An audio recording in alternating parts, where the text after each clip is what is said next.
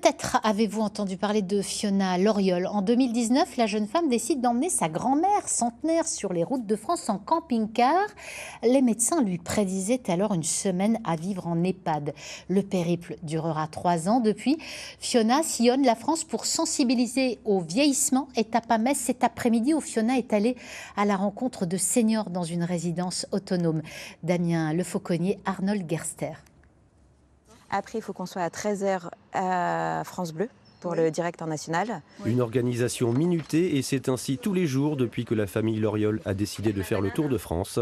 Une petite entreprise gérée depuis leur camping-car où ils vivent depuis 1 an. De 6h du matin à peu près jusqu'à 22h, le matin je réponds aux mails, on voit le planning de la journée avec mes parents, on gère au maximum. À la radio, Fiona raconte l'incroyable histoire de sa grand-mère. Alors âgée de 100 ans, ses médecins ne lui donnent plus que quelques jours à vivre. Finalement, elle partira à 103 ans après un périple en camping-car dans le sud de l'Europe. Elle était en plein glissement, comme ils appellent ça. Ça veut dire plus de perspective, plus d'avenir, etc. C'est vraiment au bout de 6 mois à la remettre sur pied, à lui enlever un peu tous ses cachets, à lui faire reprendre du poids, qu'un jour je lui ai proposé de partir en camping-car. Et à partir de ce moment-là, elle s'est redressée et elle a vécu pleinement, tout simplement. Une grand-mère centenaire qui détrompe le pronostic des médecins.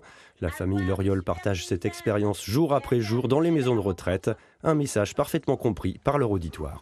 Je pense que c'est l'entourage qui existe surtout. Qu'on soit dans un château ou une baraque en bois, en cas, si on a l'amour familial ou l'amour carrément de toute personne, c'est ça, je pense, qui sauve la vie. Le père de Fiona décrit leur périple comme un combat pour ceux qu'il appelle les invisibles. Les invisibles, comme les appellent la plupart des gens. Nous, depuis qu'on a démarré, on en a vu plus de 100 000 personnes en tout, et on a été surpris par leur réaction. Tous se demandent comment ça se fait qu'il n'y a eu personne avant nous, et plus de 4 000 ont changé leur regard. Donc pour nous, on a déjà gagné. Prochaine étape pour la famille Loriol, prendre la parole à l'Assemblée nationale et au Sénat pour alerter sur la nécessité d'avoir des projets à tout âge.